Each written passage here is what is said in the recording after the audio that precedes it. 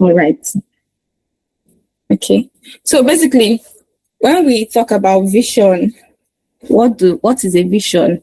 I mean, in layman understanding, vision is what I want to be in life, the plans I have for myself. So, what is a product vision?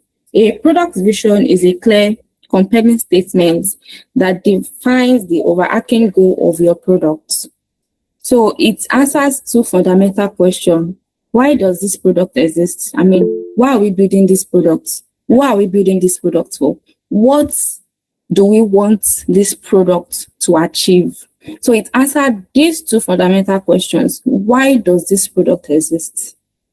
Then what change or impact will it create? So if I have an idea already, I want to build this app. So why do you want to build this app? You need to have a reason that justifies why you want to build this app, why this product exists, and what impact is going to create to your users. Those are the questions that your vision must answer when you want to come up with a product vision. So basically, it gives the teams a why beyond the next sprint. Okay, this is what we want to do in the next sprint. It gives you a why, and for whatever features you want to add to the product, your product vision guides you. Okay, based on where we want to be, I don't think this feature is what we should be working on. So a product vision serves as a guide on whatever feature it is that you want to add to the product. It gives you a purpose, clear goal of where you are going to. A product vision, that is the main goal of a product vision. So it filters opportunity. If it doesn't serve the vision of the product, it can wait or you just let it go. So that is what a product vision is. Then strategy, on the other hand, is the bridge between a vision and a backlog. Without it, every roadmap decision is just a guesswork. So there are steps to writing a product vision. And first off, you need to start with the problem you are trying to solve. Identify the problem or need your product is solving. Let's say you are building, like the products that we are going to be working on, that's Campus Connect. What problem are we trying to solve with Campus Connect? Currently, we have a lot of job sites, but I'm sure there's one tailored to students or not, I'm not really sure. But the problem we're trying to solve is a platform whereby the applications there are mainly for students, where students can access opportunities, scholarships, and all the likes. So you need to identify the problem first before you craft the vision. Understand your problem. Then make it specific, make it relatable and meaningful to the people it impacts. Once you understand the problem, then how can we solve this problem? When you understand the problem, you know how you solve it. Yesterday, when I was having a class with someone and I was talking about when you have an hour, according to the quote, Albert Einstein said that if you are given an hour to solve a problem, I would sit with the problem for 55 minutes. I'll think about the problem for 55 minutes, then the solution for 5 minutes. So meaning that if you sit to study, to understand what the problem is, getting the solution will be very, very easier, and you get to understand different ways, different strategies in which you can actually solve the problem. And yes, I also telling the person that there's this quote that I was always saying that if you sit in the question long enough, the answer will find you, which is also in line with that quote that Albert Einstein said. Then once you've understand the problem, you need to define the audience. There is nothing like, my product is for everybody. There's nothing like that. That is very, very vague. Your product will always be for a specific set of people. You cannot solve a problem for everybody. It's not possible. your product is always tailored to a particular set of people. Just like Pampers now, for example, Pampers is not for everybody. It is mainly for children, though some adults use it, but it is solving the problem for parents for their children. So you need to define the audience. You could be solving a problem and it will just be for a certain age group. So your product cannot be for everybody. Everybody cannot be your target audience. You need to understand the problem enough to be able to define those that the solution will be meant for. So who is the product for? You think about the demographics. Okay, this product is for teenagers within the age of, let's say, 15 to 18. You need to be able to define the demographics. You need to be able to understand their needs and the pain points. So, and also be specific as much as possible. So after that, you describe the change or the impact. What transformation will your product create for its users or the community? Focus on value it will deliver. So, like, the core of product management is value delivery. Whatever it is you are doing, product is the aim of any product, the goal of any product is to deliver value. So, and also while you are writing your product vision, it should be clear the value you are trying to deliver to the user. At the get-go, we should be able to understand, okay, this app is trying to make searching for opportunities easier for students. Very clear, very straight to the point. It should not be vague. Then keep it short and inspiring. Your product vision should not exceed 2 to 3 lines. So make it memorable enough for the whole team to repeat from memory. Then focus on the destination, not the how. Focus on where you are going to. So that is the steps involved in writing a product vision. So when you want to write your vision statement, you cannot just, okay, you've understand the problem, you've understand the users that you're trying to write it for, understand the impact it's going to make.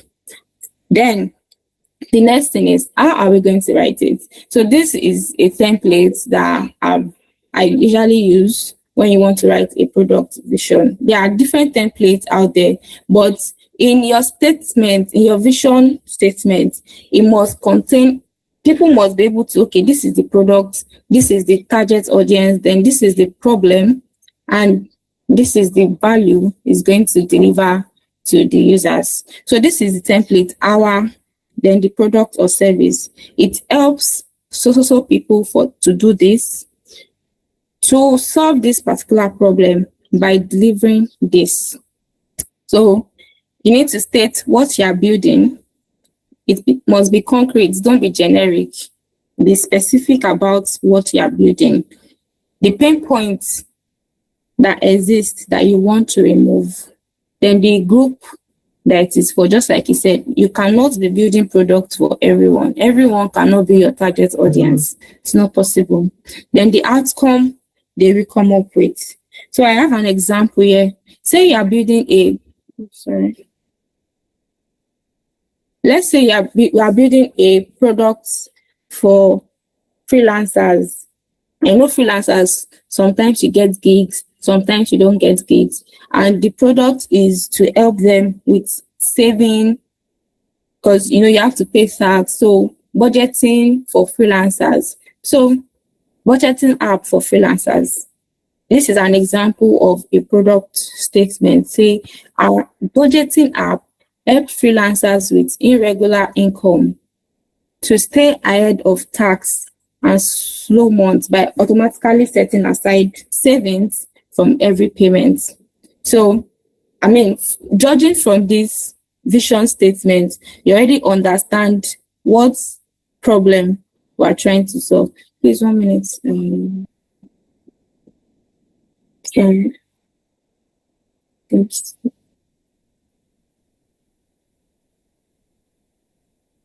Apologies, I forgot. Abigail asked me to record.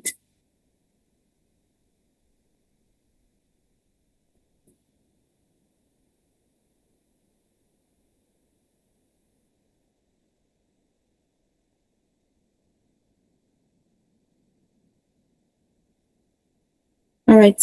So now we're going to, please, are you with me? Are you lost at any point? If you need me to go back, I can easily go back to.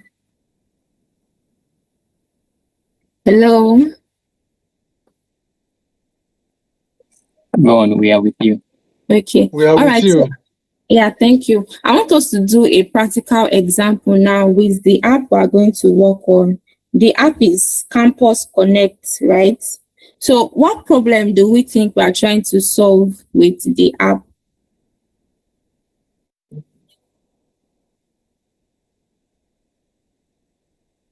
I'm asking a question, oh, please. Campus Connect, what problem do we think we are trying to solve with the app?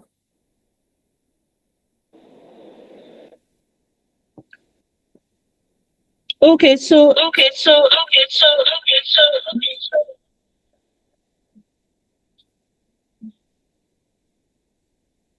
it for people in? Okay, I think someone is talking. okay, so if you want to answer, you can lift up your hands and we'll see. Okay, so Ruben, you can speak.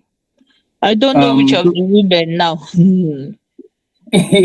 Which of the Ruben? Okay, I guess that should be me. So Yeah, is you I'm calling. I'm not calling the other Ruben. Ruben, put down your hand. Your hand has been up since. Okay, so Ruben, you have the floor. So when we, for the Campus Connect, I believe the pain point we're trying to, you said the pain point, right? Yes, the problem we're trying to solve. Okay, the problem here is so what we are providing is going to be basically things, resources for students, opportunities, is a bridge between students and libraries where they can get resources for their academics, get opportunities in terms of networking within their campus, and I believe so. Then probably internship or CUS for university students. That will be CUS placement. Yes. Can you hear me? Because I'm recording. All right. So you know that currently now a lot of platforms they post when there's scholarship opportunities, it's on the same platform that they also post job opportunities, graduate trainees, and sometimes everything can just get lost. You just get lost. You move from year to year to year. So basically the pain point we are trying to address with Campus Connect is a platform where easily every applications there is majorly for students, tailored application to each student based on department and all of that. Then so our specific customer group is students, university students, polytechnic, college of science, college of EdTech and the likes. So what benefits are we trying to deliver with this app?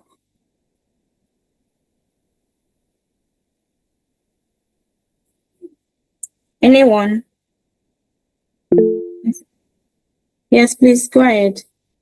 Maybe, I'm not sure, but maybe building a community amongst students, uni students, for that networking and maybe navigating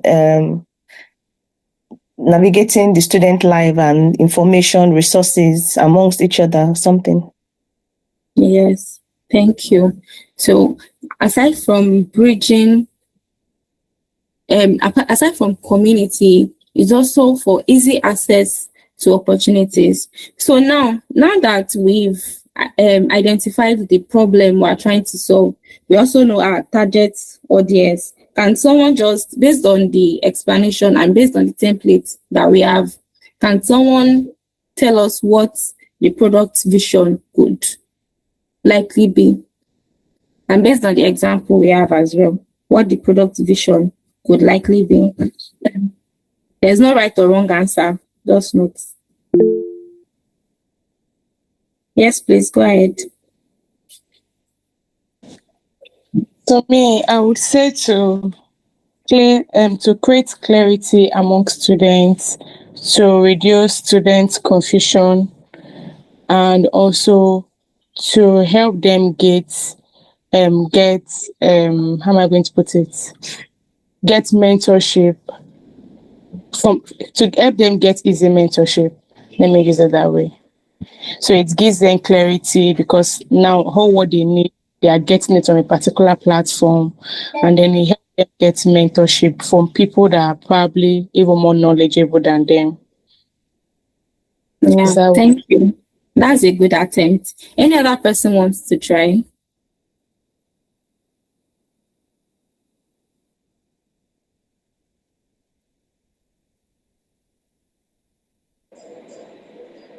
Any other person?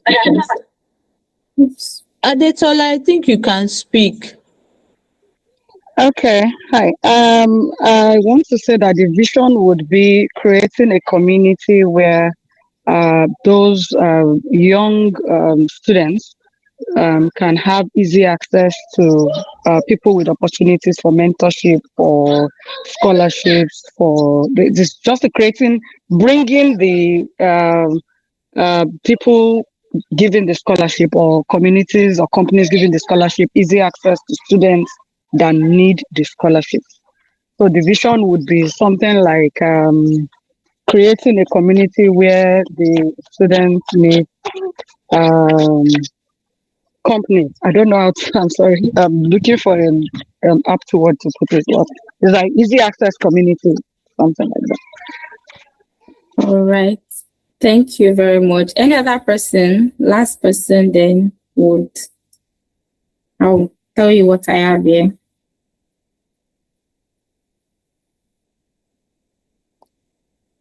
Can I say something? Yes, please. You can. Okay, so I wrote my own down. I had to formulate it. I wrote to help incoming and current students to create a network where they can easily access opportunities like scholarships and other resources to help them navigate their student or campus life. Okay, that is very good. But we need to now shorten it. So I have here that helping students maximize opportunities by bringing it closer to them. Exactly. And you know that with this, we've been able to say the product, the problem we are trying to solve, who it is for, and the value we are trying to deliver. So our vision statement is not supposed to be long. We've all tried. It's just refining that in it. So helping students maximize opportunities by bringing it closer to them. So that is what our vision statement is going to be for the Campus Connect. So our vision, like I said earlier, is where we want to go.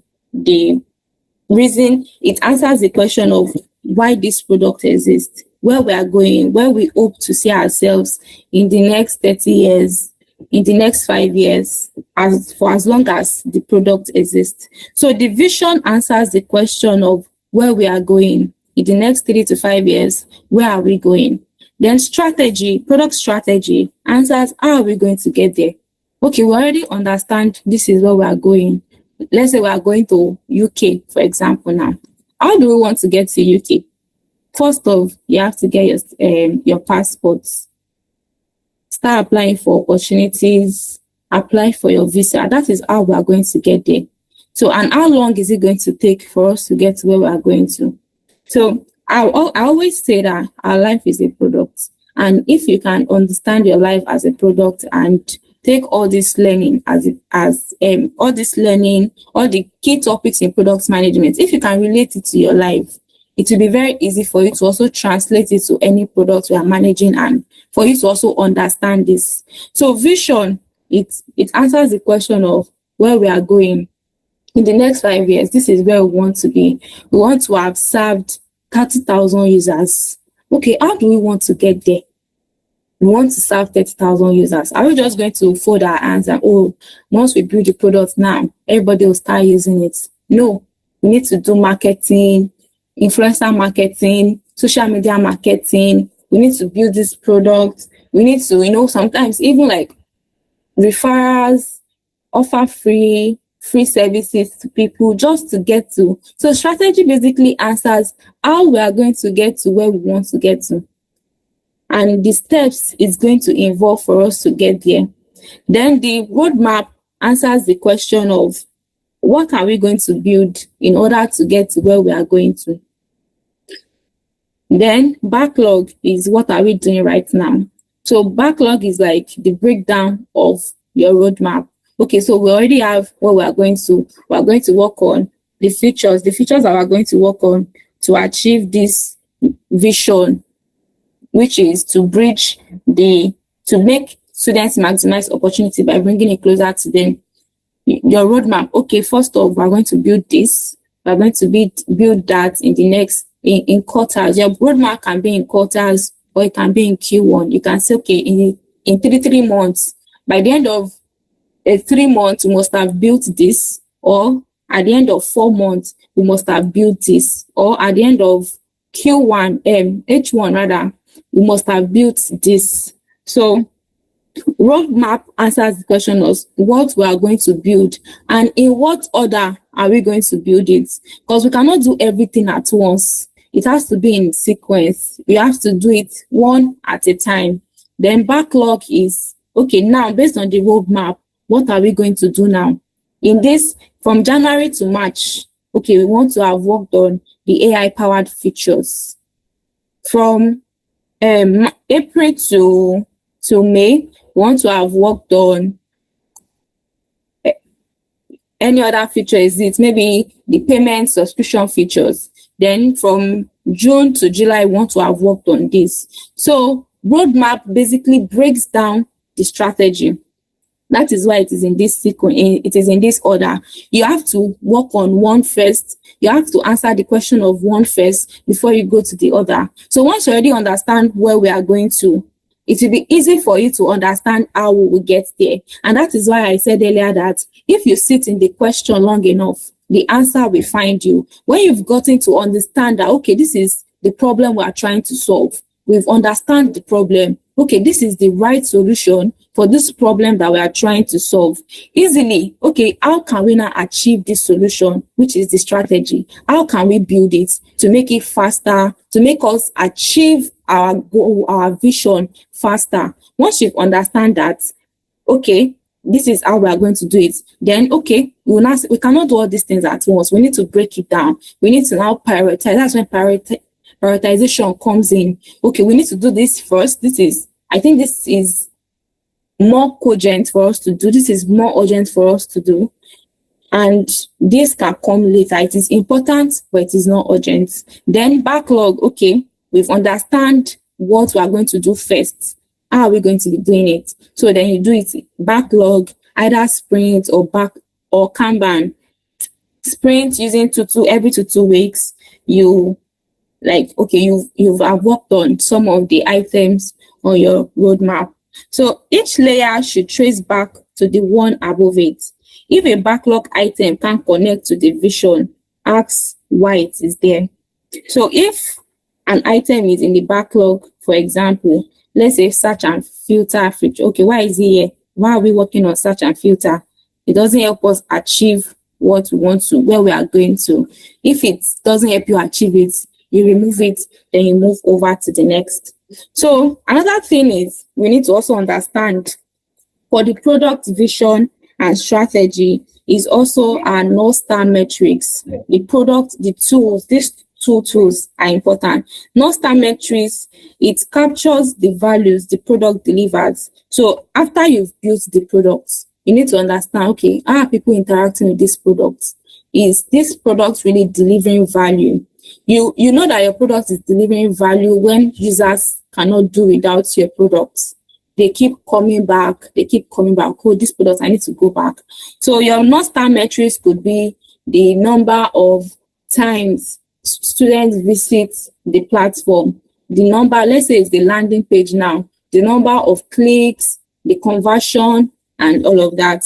Then the vision board, because people need to stay reminded, they need to be reminded of why we are doing what we are doing. So we need to have a vision board in offices. like in our office now, we have like a vision board reminding us that, okay, oh, this is what we are doing. We have a goal by 2030 to have reached this. So anywhere you look around in the office, you always see it. So the vision board also helps your team members stay informed that, okay, this is what we are doing. Have it top of their mind that this is what we are going. So anything that we are not doing in line that will help us get to where we are going to, we leave it. So that is that for product, vision, and strategy. I don't know if there's any question.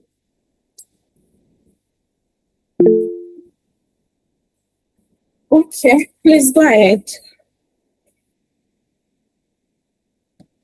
I was asking in the chat box that the North Star metric, is it just like one goal, right? Or is it, can you list like, is it that you can list like two things, the main things, or is it just, does it have to be like one thing to list or to highlight as the goal, as a North Star metric?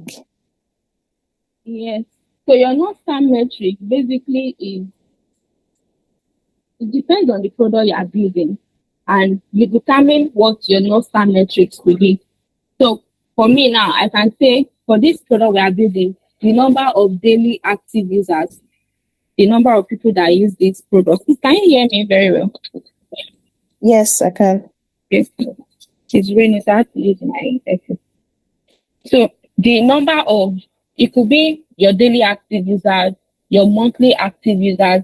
So the North Star metric basically just helps you visualize if your product is actually delivering the value that it is meant to deliver.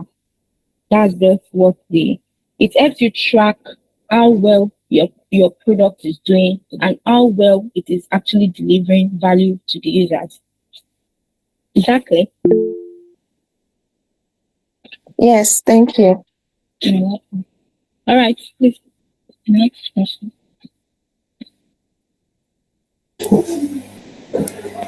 Okay, good afternoon. Good afternoon. Thank you so much, Ayo. So my question is, in as much as I know that the decision to, much of these things we've talked about before lies within the job description of the product manager, I want to know if there are times when it is necessary to like have a team discussion around how to arrive at what makes your, what could be considered as your North Star metric. Yes. And several things that the factors that should be considered before deciding what to pick as the North Star metric. Thank you. All right. Okay, so all this that I spoke about, your product vision, coming up with it, is not just for you as the product manager to work on. Fine, you work on it, but you also collaborate. That's why they say one of the soft skills as the product manager is collaboration. You do not work in silos, you work in a team. So it's not just for you alone to decide.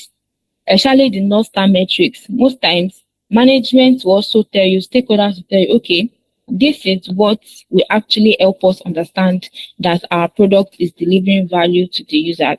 So it is not just your decision to make as the product manager. It is a team. It is teamwork. So a collaborative effort. Together with the team members and also with the management. Did I answer your question? Yes. Thank you so much. All right, thank you. Okay, so I want us to move fast because we'll be working on PRD together. So now we are working on, we're going to talk about the prioritization framework, why we prioritize. There are different prioritization techniques that we have and when to use them. So why do we prioritize? Every roadmap decision answers two deceptive simple questions. What should we build and when? And oftentimes, if you're in a team, everybody say, okay, let's do this. No, this one. Everybody has an opinion. And every opinion is valid. no opinion is irrelevant. It might not be needed now, but later on, the opinion will be useful. So why do we prioritize? A lack of good ideas is rarely the problem. Team always have more ideas than resources to build. So because there's a lot of a lot of ideas, 1,001 ideas. Let's do it this way. We can do it. There's a whole lot. So in order for us to know which one is actually necessary to do now, that is one of the reasons for prioritization.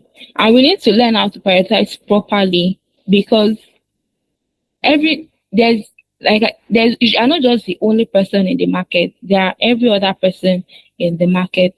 So if you do something that is not really going to benefit the users, other people will do it, and users will leave you. Most users are not loyal to one person. If you are not giving them what they want, they'll just leave you and go somewhere else. So if you do not prioritize properly, and you do not prioritize something that will actually deliver value to the customer and also to the business, you are going to lose. So we prioritize in order to ensure that whatever it is we are launching out there delivers value to the customer. And also, prioritization is a continuous process. All through the stages of product lifecycle, we need to prioritize. We need to keep prioritizing, and like that. So, common prioritization mistakes. Oftentimes, like they always say, organ-driven development. Most times in some organizations, they don't really prioritize. It's what the organ says that we go ahead and do. So common mistakes that we should avoid, or common mistakes that usually happen during prioritization, is that the loudest, or let's say highest paid opinion drives decision, not evidence. Sometimes people just make decisions. This is the most vocal person in the room, and whatever it says is fine. And because other people do not have an opinion, we just go ahead with what this person says. It should not be like that. You need to, before you go ahead and ship a feature, a lot of decision, a lot of things must back it up. Data, how it's going to deliver value to the customer, how it's going to deliver value to the business, how you are going to make money. Because anything you are doing, like I was telling during the class yesterday, any feature you are building, you are adding to a product, you need to ask yourself, how are we going to make money from this? How is this going to deliver value to the business? That is one of the core questions when prioritizing. Then lack of customer inputs. Some people build product, maybe want to launch a new feature, and you are not asking your customer. Your customer is not carried along. Whatever we are doing as a product manager, you need to carry your users along, because in the end, they will be the ones to use it. So another mistake is, the highest bidder. Let's say for B2B now, you have a high-paying customer, and because that customer said they want this, then you go ahead to just prioritize. You are not considering how the amount of time is going to take, the resources you are going to put into it to build the product. But because, you don't want to lose this customer, you decide to prioritize. No. Because of some item gets prioritized in isolation, and eventually you get blocked. Just pick, let's do this one, and you get blocked. You are not moving forward. You are just stuck in a place, and you are chasing competitors. This competitor, these people, they've done this one. Let's also do this one. No, that's why we have a vision. You know where you are going to, and you need to stay focused. Don't look sideways. Don't get distracted. So those are the common mistakes that happens when prioritizing. You get distracted and you prioritize the wrong things. And when you do the wrong things and it affects customers, you lose customers. And not just customers, it also affects the business, because the business would not make money again. So we have various prioritization techniques. There's a whole lot of prioritization techniques that we have. We have the high scoring mode technique, which the I stand for impact. I mean, what impact is this making? The confidence that, okay, truly, this feature is actually going to make this said impact in the product or for the business. Then the ease, how easy it is to build. Will it take the engineers 2 weeks? Is it just one engineer that will build this? Then those are the full meaning of the acronym for the ICE scoring model. So it is best for raw ideas when you want to, okay, you already have an existing product and you want to try a new product, you can use the ICE scoring model. So to calculate this ICE score, we're going to also do that. To calculate the ICE score, once you rate the impact on a scale of 1 to 10, also the confidence on a scale of 1 to 10, the ease on a scale of 1 to 10, then you multiply it. Whichever feature has the highest score gets prioritized. Then the right scoring model, we have the reach. How many users is going to be with this particular feature get to? How many users we get to use it? What impact is it going to make? What is the confidence? How confident are we that this score that we've given to the reach, that is going to reach this certain number of users and is going to make this certain number of this certain impact? How confident are we? Then the efforts, how long is it going to take engineers to build it? What are the things that we need to get ready to help engineers in building the products? What are the dependencies and all of that? So to calculate the formula for the right scoring model, the reach multiplied by the impact times the confidence divided by the effort. So whoever has the highest score also, you prioritize it. Then we also have the weight scoring method. So it is used to evaluate choices, ideas, and a lot of set criteria. So we have the weighted decisions and the unweighted decisions. So you are going to, for the weight scoring, let's say you have 3 features that you want to prioritize. You are going to weigh it, the impact across what is the business, across the business value, the costs, the budget.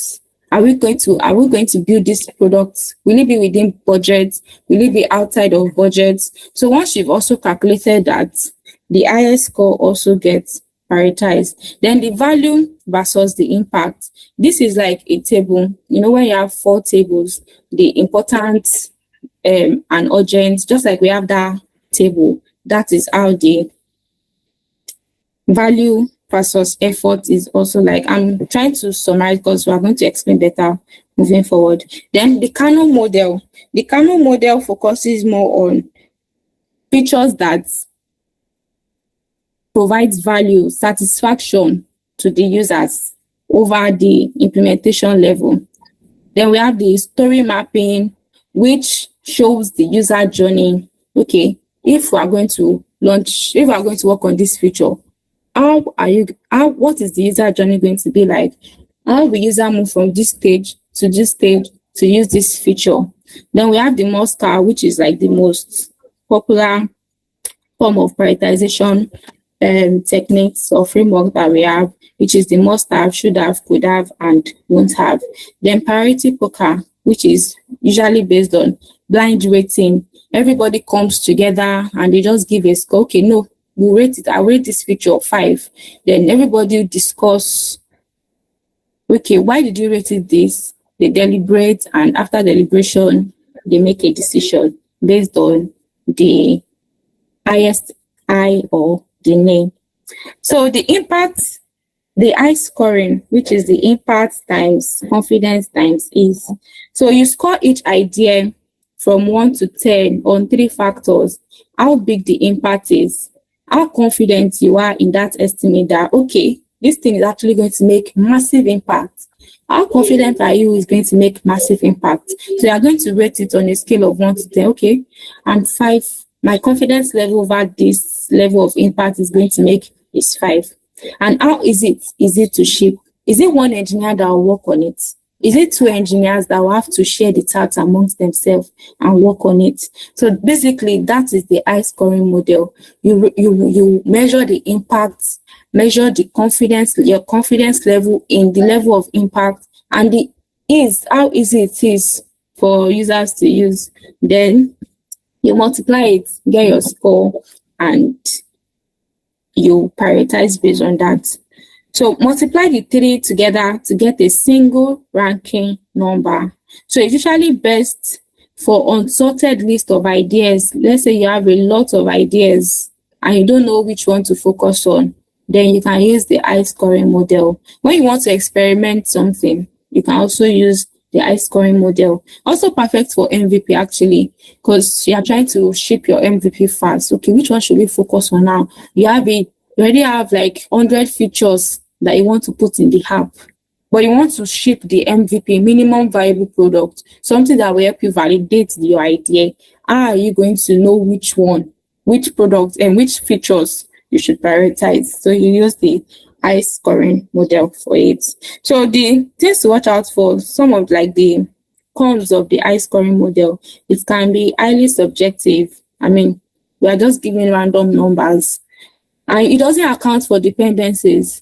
What if along the line you discover that, oh, this amount of effort, I will get blocked at some point because I have a dependency on certain, there's a third party dependency. So high scoring doesn't usually account for that. So that could be like a major con of the, or disadvantage of the high scoring model.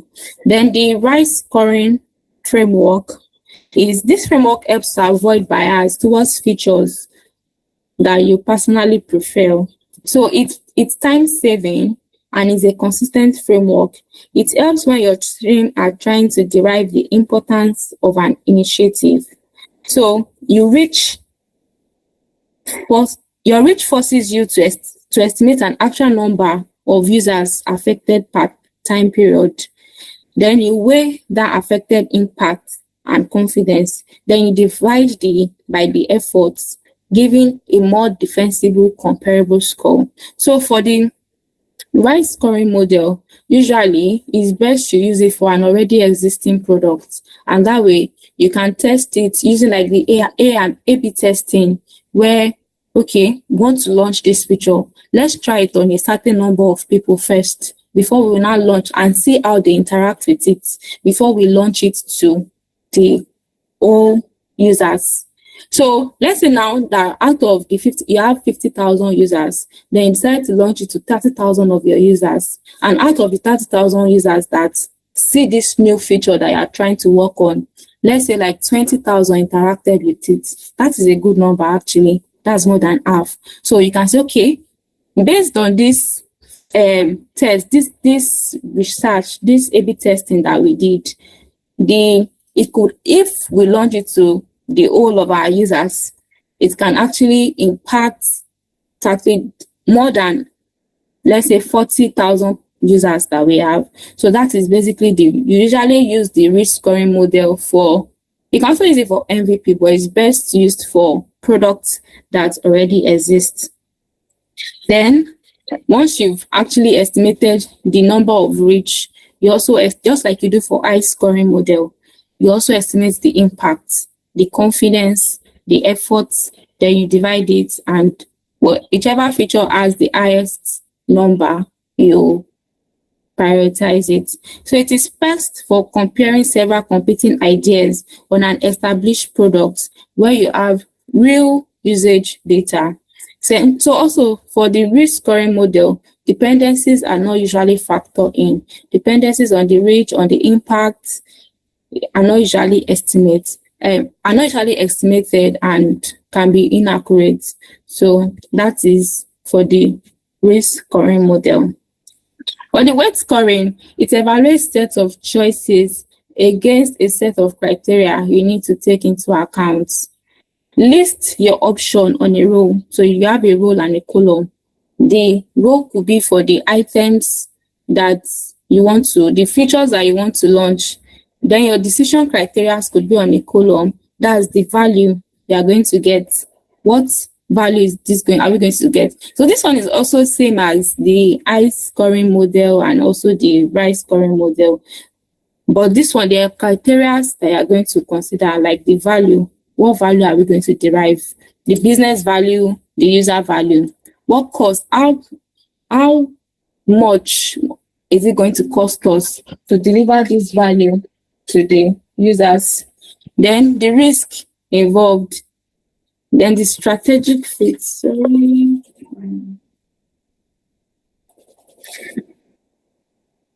let me just my phone.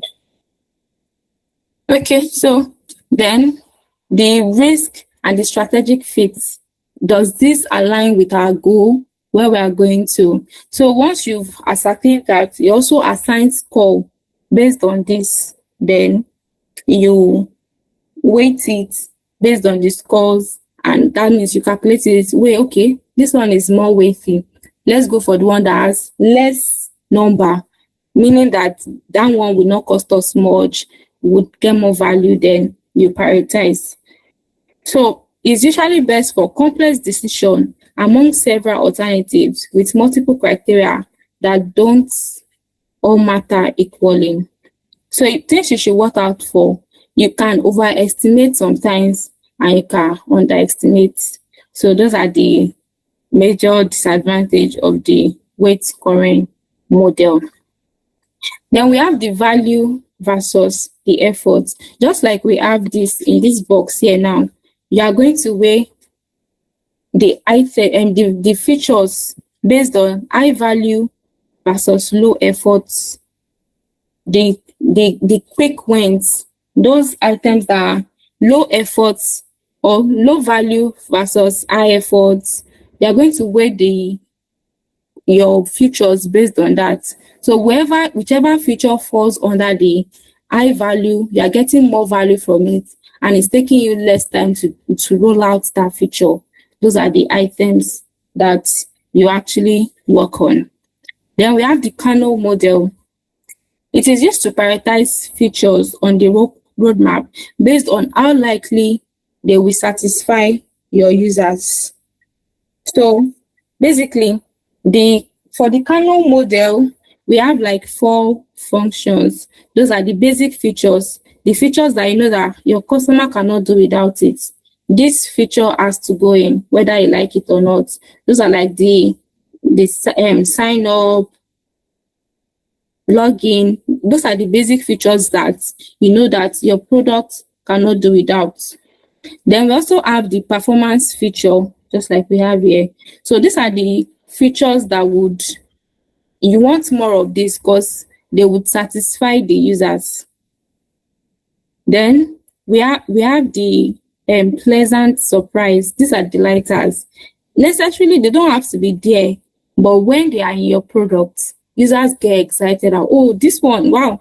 Just like, before when we had the Word documents, if you want to share the document with someone, you have to send it to the person. But then Google Doc came and you can easily collaborate.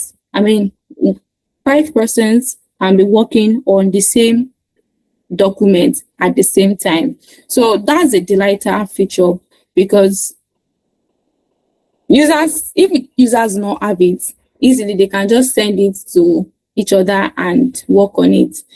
So that is a delighter feature. That is the Kano model. So the Kano model basically focuses on features that will satisfy the users over the implementation. Then it is usually used for already existing products. And for the Kano model, it requires a customer survey and it is slower to run and sometimes there can be bias in that.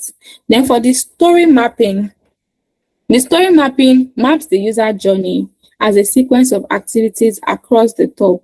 So it breaks down each step into tasks and stories, showing the team like a visual representation of how customers are going to, or how your users are going to interact with the app. So it is a visual tool that allows stakeholders get a full picture of how users interact with your product. So that's basically for story mapping. So it is usually best for roadmap because you can see the end-to-end of how users will go from stage A to stage B for the story map. So it's usually best used for MVP features. We also have the must-have features, which is the most popular form of prioritization techniques that we all know. We have the must-have, the should have, the could have, the won't have features. So basically, this one, there's no decision is backing it up. We're just taking from our head, okay, this product, this feature must be in this product. This one, okay, it should be there, but it's not necessary for it to be there. Then this one we can still do without it. If it's there, fine. If it's not there, fine. Then they won't have, oh no, we don't really need this feature at all. So those are for the must-have framework. That is how it's basically grouping features based on how important they are in a particular release.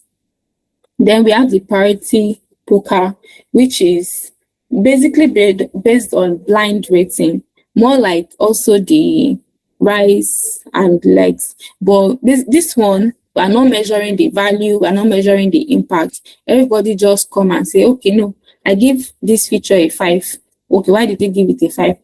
Because we will make money. Like, everybody just has their own opinion about the priority poker, about the features rather they want to launch to the users, they want to release to the users. So basically that is all about the priority poker. So it is usually used for large teams where there's a whole lot of opinions. You use it. So once each person rates a score and any feature has the lowest score, maybe majority gave that particular feature a high score and minority gave it a low score, then they deliberate. Why did they give it a large score? Why did they give it a low score? So once a decision is made, the product is prioritized based on that.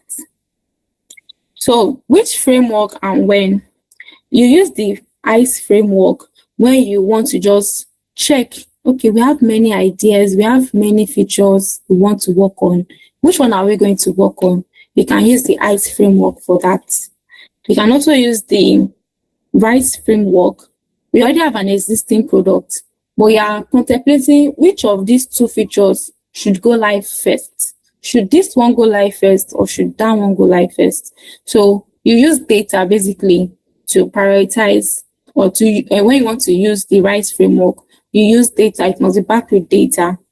Then for the weighted scoring, when you have multiple competing criteria to weigh, you want to weigh it against the business value, the user value. Then we have value versus efforts. When you want to, okay, you have a quick meeting with stakeholders and you want to tell them, okay, this is the features we are going in with. Okay, we are going in with this. It has a lot of value and minimal efforts. So you use the weighted the value versus effort.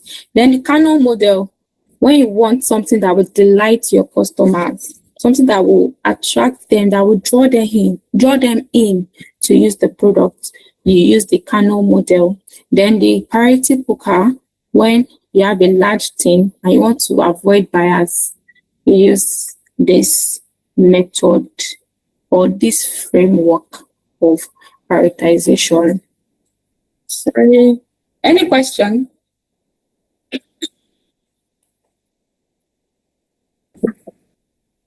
Okay, I think that's a no, because I want us to finish by 12:30 so we can work on our PRD. So then we have the MVP, planning and scoping. When we talk about MVP, we're talking about minimal viable products, something that can help us test whether this product we are trying to build is something that will actually solve the problem for the users. We are trying to validate our idea when we are launching, when we are building our MVP. So there's various myths about the MVP, that it is the smallest version of the final product.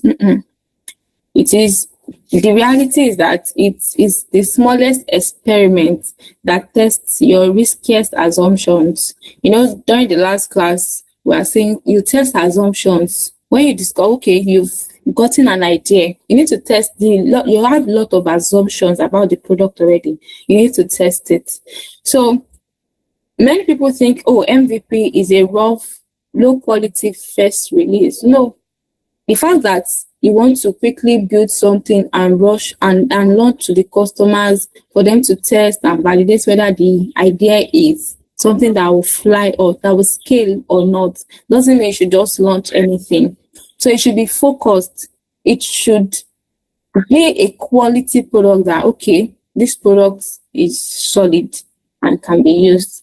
It is not something you do once, you ship it and move on. No, MVP is something that you keep iterating on, the first loop in an ongoing learning cycle. Okay, let's push out this one first, then we keep improving on it. You keep improving on it. You keep improving on it. That's why most of these apps, when you install an app first, with time you see that, okay, the graphics, the UI UX of this product has changed because they just something that the one that was there before, it's not like it's bad, but it can be better. So that's why most products you see they just keep updating because they've launched and people are using it doesn't mean that's the end of it. You keep iterating, you keep improving on it so that you improve your user experience on the product. So when you are scoping MVP, there are 5 steps you need to go through. You need to identify what is the riskiest assumption. What is that? If we do not take this into consideration, we will get it wrong. You need to identify it. Take that into consideration. You need to define the smallest test. Say, what is the least thing we can build to learn that, okay, this product is valid, it will fly or not. You need to cut ruthlessly. Whatever it is that, users will not really derive value from this thing, there's no point doing it at this time when you are just building a new product that you want to ship to the market. You need to set your success criteria up front. Know what validated looks like before you build. Okay, what is success going to look like for us when we've launched this product to the market? What is it that when we have like a certain number of recurring users, that is when, okay, this idea is something we can keep working on. Then you need to plan the next loop. Just decide what you will measure and what will happen after you've launched. After you've launched your product, are you just going to leave it there and just keep looking? You need to decide, okay, after we've launched now, what are we going to do next? You need to keep improving on the product. So the main MVP pitfalls to avoid: confusing minimum with low quality. Like I said earlier, the fact that, we are doing is minimum, not that, low quality is not, there are two different things. You are doing something to help you test, not something that you're just building anyhow thing that doesn't even look good or doesn't speak well of your brand. So you are building something minimal. You're not putting everything at once. You are doing it one at a time, a step at a time. Then another thing to avoid is scoping by future wish list instead of riskiest assumption. Maybe the cogent feature that ought to be there, I said, no, I'm not doing this now. The most important features that will help you test whether or validate whether this idea is going to scale or not and what should be in your MVP. There are no clear success metrics defined before launch. Just, okay, let's just launch. You need to define what success looks like for you. Success for me is different from what success is for Ruben. So everybody needs to define, when you're launching a product, when you're building a product, before you launch the product, you need to define what success looks like for you. Well, by the time we launch this product, at the end of 3 months, we must have had, let's say, 500 users, active users. Then treating the MVP as a finished product instead of a learning step that, oh, we built a product, we now have a product in the market. Before you know it, the product will die. Because if you're not improving on it, if you're not gathering users and you iterate using users feedback, doing market research, competitors analysis. Okay, we've launched this product. This product is okay, it's good, it's going to scale. What are we going to do to improve it? Not that you just build, launch, and that is it. You expect that you will make money from the app. You will make money maybe at some point, then the product will just die if you just leave it like that. So as the product, as we are evolving, as users are evolving, your product should also evolve along with them. Don't just build the product and leave it there. Then aligning users' needs with business goals. So you could see the circle that we have. Whatever product, whatever feature it is that we are launching, it must align with users' goals. I mean, must solve that user need, that pain point that users are having. It must solve it. Then it must also make money for the company, because we're not doing charity. So whatever it is that we are building, company must make money from the products. Your organization must make money from the product. So, and the sweet spot is when your feature is actually delivering value to the customer and your company is also making money from it. You could see that they met in the middle. So that is basically aligning user needs with business goal. You're not just, because as a product manager, you are the advocate for your users, right?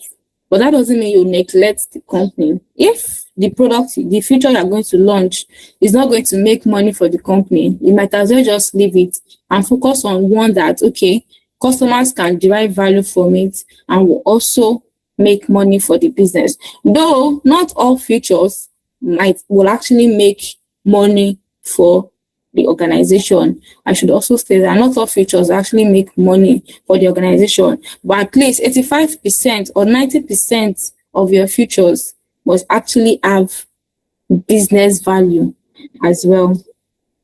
Time is going, so I need to rush. So now, using AI for product documentation. We're in the age of AI. You don't have to, even engineers, like my company now, engineers, they use AI to code. Company paid for them for using AI to code, and just review. Even AI reviews for you. The part you have to play is just little. So also as product managers, your documentation, your research, writing user stories and acceptance criteria, everything that you want to do, AI can actually help you with it. But AI is helping you, it's not doing the work for you. So when you want to draft your PRD, give AI your idea. Give it everything that you need. You need it to know, give it to it. Let it draft it for you. Then you look at it. Does this align with what we want to do? Does this align with our vision? Then you adjust. Also the requirements, your user stories, your acceptance criteria. AI can write that for you.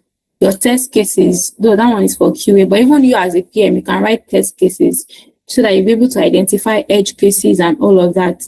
AI can do that for you. Specification, tighten edge cases. Okay, this is an edge case. How can we address this edge case that we've discovered? AI can do that for you. You're in a meeting with a stakeholder, your AI can help you with meeting notes and summaries. Research, you want to carry out research, AI can help you start the work. Then you build on what AI has done for you. AI can help you with your survey questions, everything, your interview questions, AI can help you with it. So the do's and don'ts for using AI as a product manager, feed it with real context.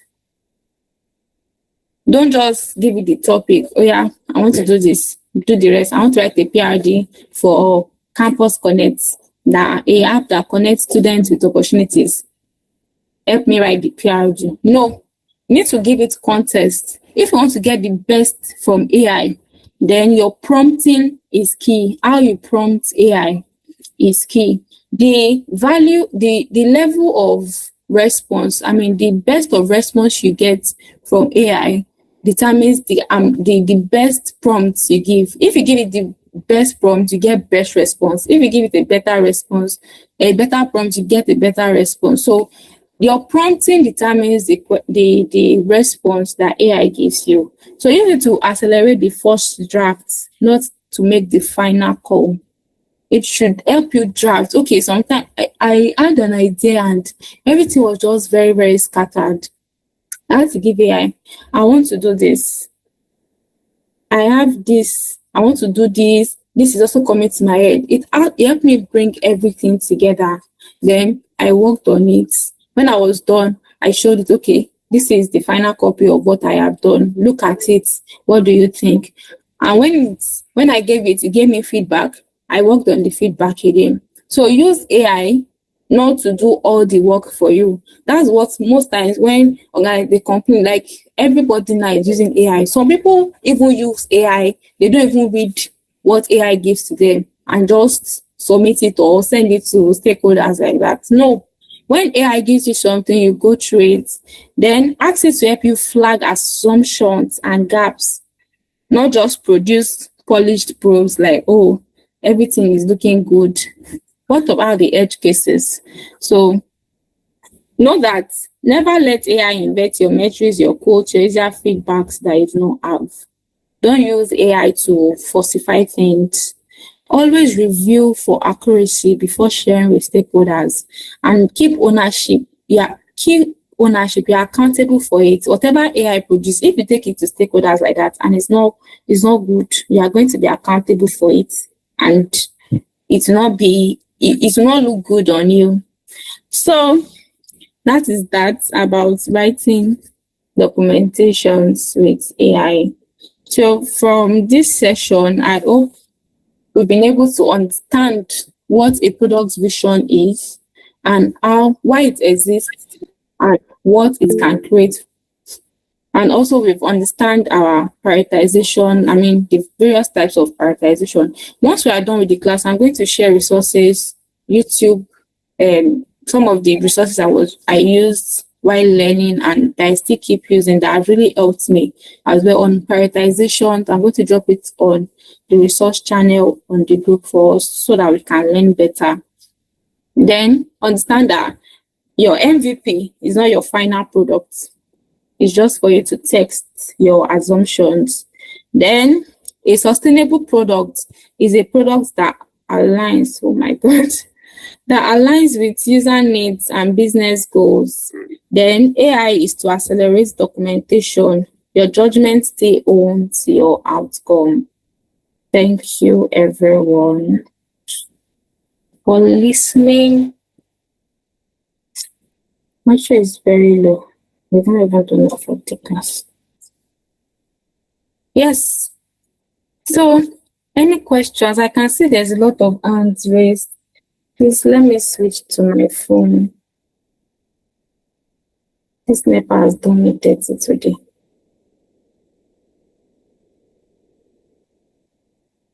Any questions, or have I been speaking to myself? Okay, so if you have a question, you can unmute and speak. If you have a question, you can, Esther, your hands are raised. Yes, I have a question. You can unmute and speak. On how to write our PRD report. Is someone trying to speak?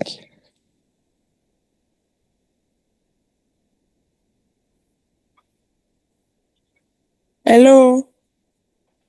You can go ahead and speak. Okay. Yes, I think Esther was trying to speak. Okay. So my question is on the MVP. Can you all hear me?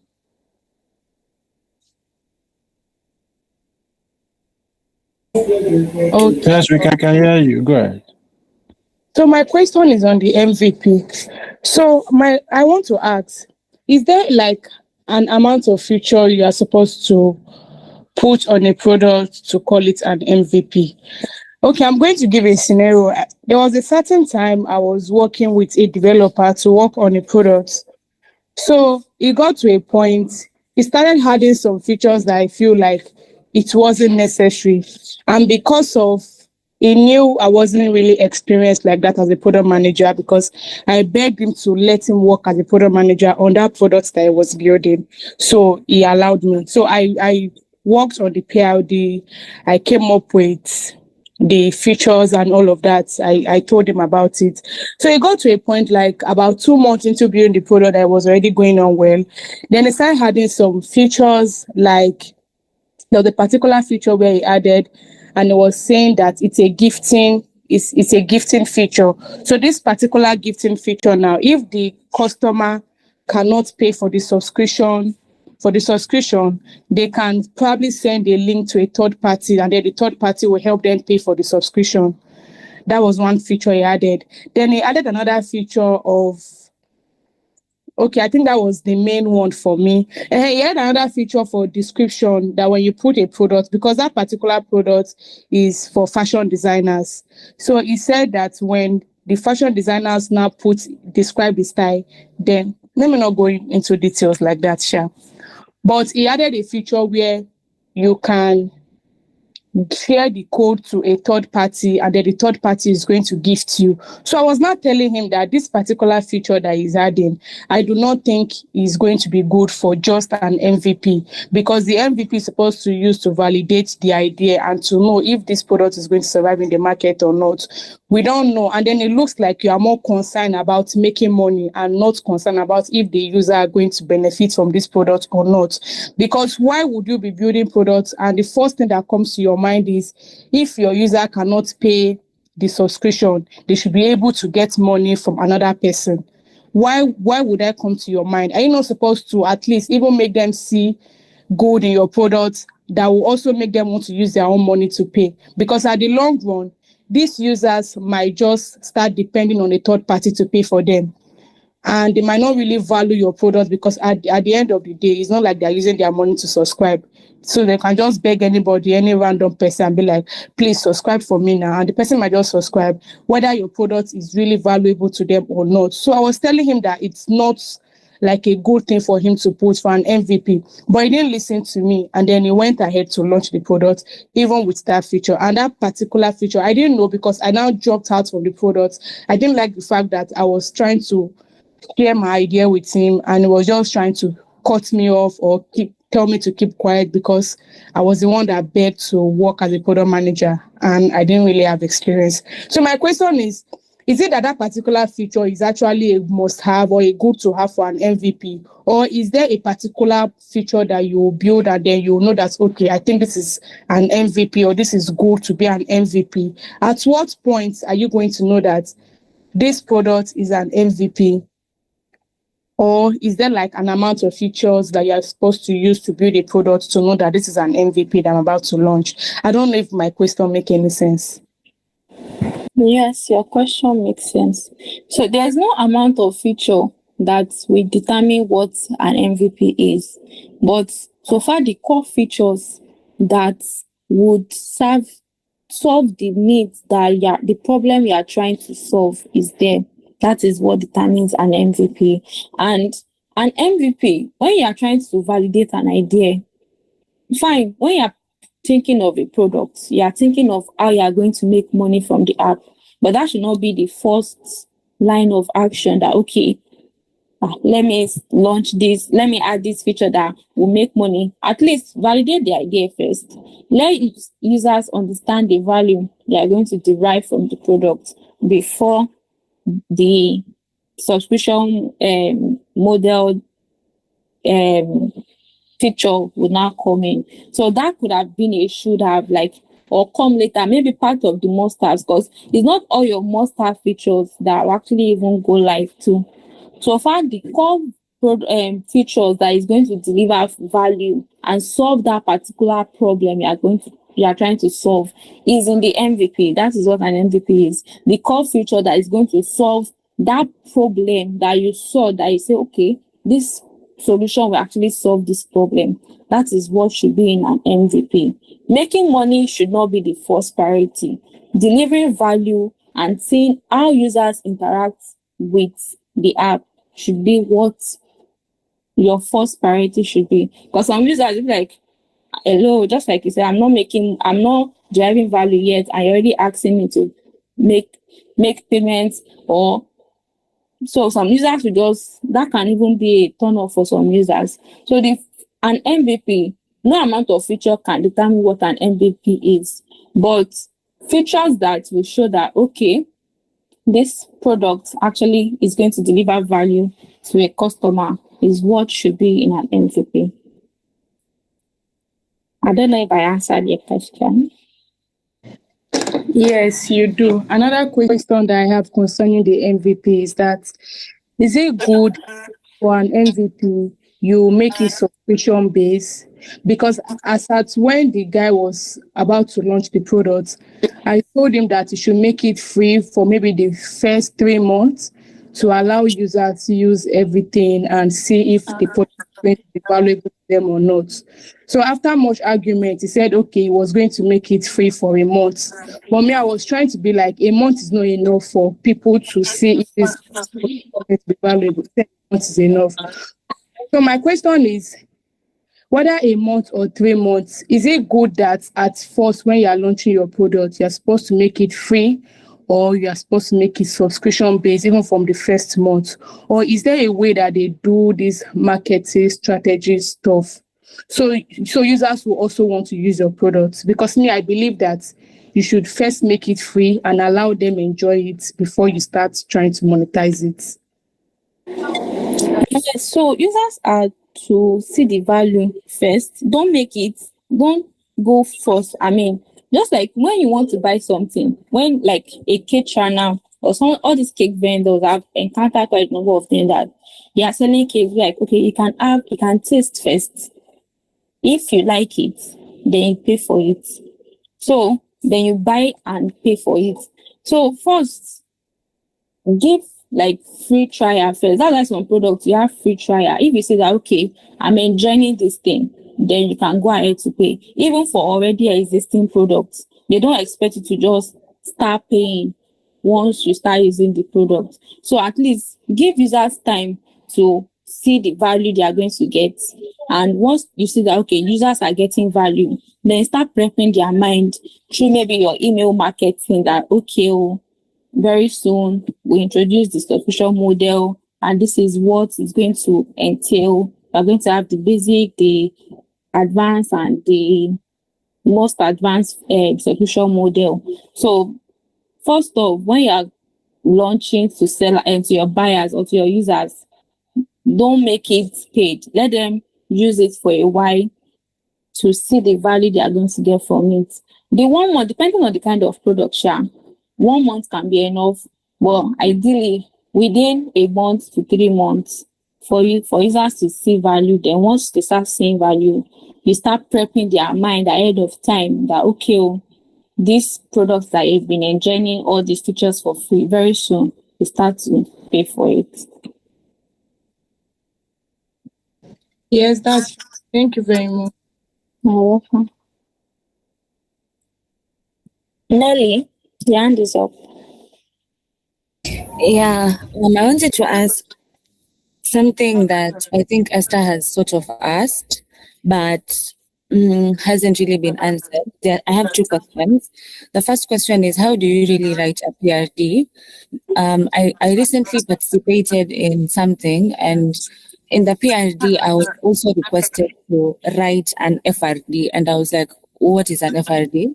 And I had to learn that I think in the PRD, you also have to write the very detailed technical requirements for the builders, but I wasn't quite sure. I just did it anyway. I just wanted to clarify it is also part of writing PRDs. And also, the question on marketing, I feel like the question was answered in the angle of a product that is already out there. But how does an MVP actually break to get the market, the first users? How do we market ourselves as an MVP so that we get our first buyers? into the services, for example? Sure. For your first question, yes, I think you said an FRD is part of FRD is part of the list of items or the outlines in a PRD. I'm going to share the list of what could be in a PRD with you, and I've also shared the link on how to write a PRD in the chat. Then for your second question, I think in the last class, if we're in the last class, PBL mentioned that if you want, okay, you already have the idea.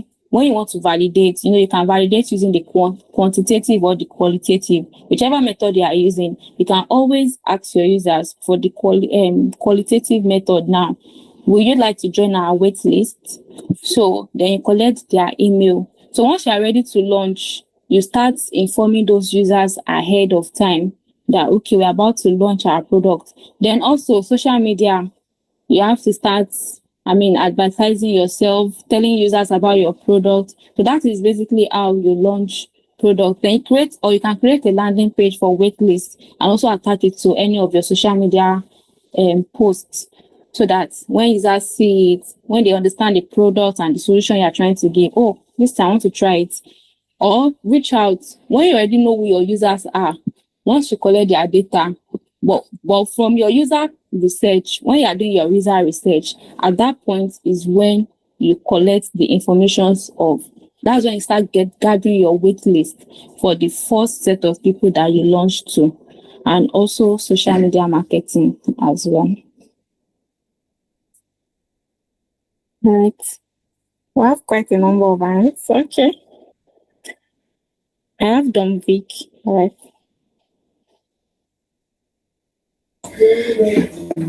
Okay. Thank you so much, Ayo. Thank you. So my question is, this one I want you to answer it exactly the way you do on the job, because I don't think any document can actually describe it the way it is on the job.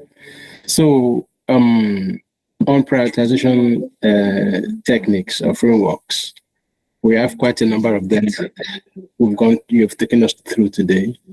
And I want you to tell us how you do when there is need to prioritize, and right there on the spot, how you do it.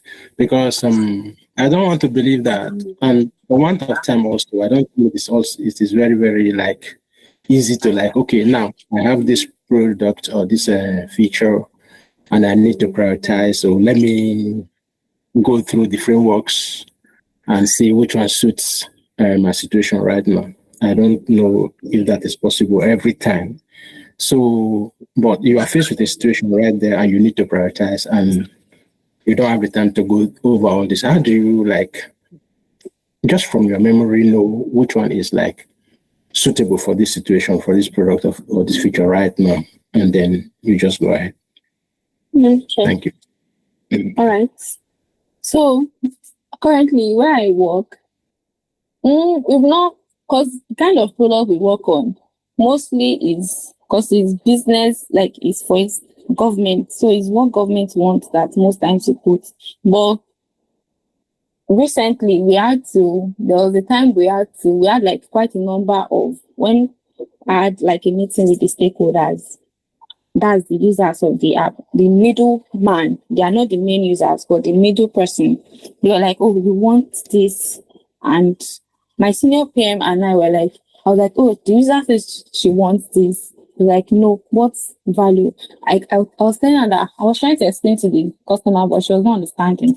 So she had to handle, because she knows how to handle the user and the customer's data. So she's this thing is not delivering value for the users. First off, we need to, anything we are doing, so basically we use mainly the value versus the effort. This feature that I want us to bring now is not delivering any value to the customer. We're not going to make money from it. And it's going to take us, a sprint to finish this work. So no, we're not going to do it. So basically, it's usually value versus effort. Different organization has how they do their own prioritization. But for us, mainly we use the value versus the effort, because our main goal is making money from the app, making money from the products. We've already launched, we have done the pilot phase, and now we've launched to real users, but still the adoption is quite low. So we are trying to make money because we spent a lot of resources. We are trying to make money. So anytime we are prioritizing, anytime they bring a feature for us to work on, we are looking at it. How are we making money? How is this going to help the business? How are we going to make money from this? And how long is it going to take us? When we see that, we are going to because sometimes some items that we have to work on has elapsed into 2 sprints. That's 4 weeks, a whole month. So you need to consider, are we making money? Is it going to, at the end of once we go live, are we going to make money? If we're not going to make money and the effort is a whole lot, then it can always come later.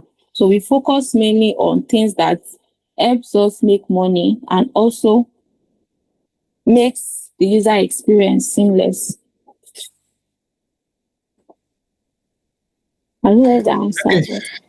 Yeah, it does. Thank you so much. And is there like a situation where if you happen to you choose a technique that maybe is not the best for that particular product or feature, and then you chose it anyway, and you have gone far ahead? Is there the possibility that you entirely maybe you crash along the way or whatever, maybe it won't give you the result? Or is it like, though it will give you the result, but maybe not to the extent as successful as maybe it would have been if you had chosen the right one?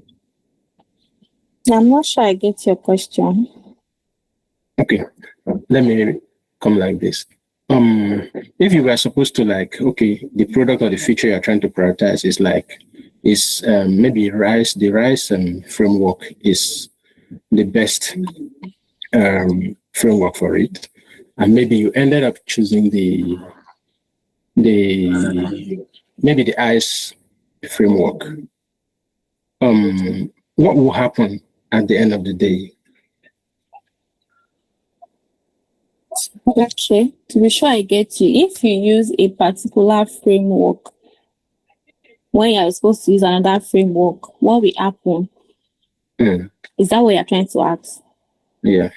And oftentimes, depending on the other framework, because if you notice that most of the frameworks are actually quite similar, like the RISE framework, if you're using the RISE and maybe you're supposed to use the RISE framework and you use the ICE framework, you might get almost the same results as you would have gotten if you were using the RISE. So some depends on the framework you are using. You can get, if you use another framework, you can get an entirely different feature to prioritize compared to RISE framework. So it's just best you look at the situation and look at the ideal framework that you use. Before you prioritize, look at which framework do you think is actually best to use to prioritize this feature. I'm not sure I answered it correctly, but yeah. Thank you. You've answered the question. So thank you so much. Okay, Ruben.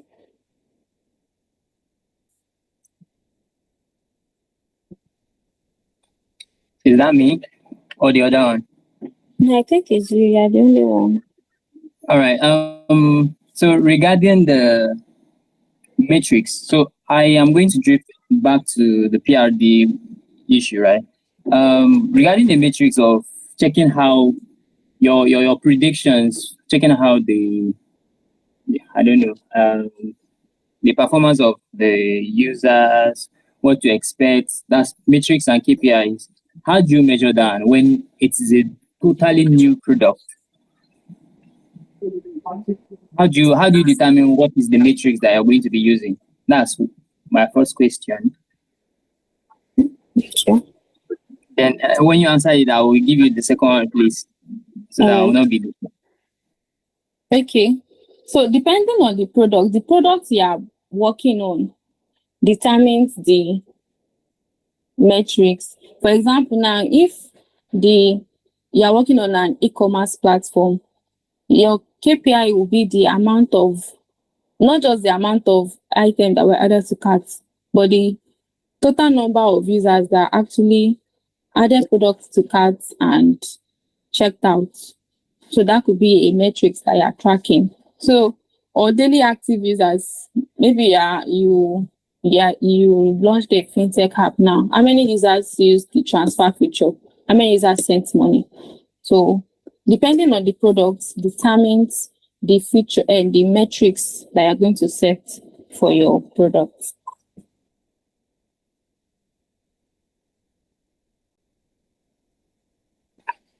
Okay.